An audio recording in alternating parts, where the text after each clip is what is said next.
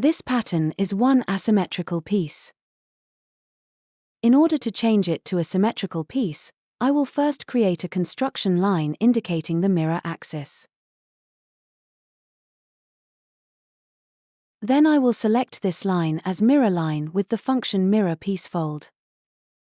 With this function, it is important to pay attention before clicking to which side of the mirror line the cursor is positioned. My cursor is above the line. If I click now, I've got a symmetrical piece. The system has kept the half of the piece which was above the line.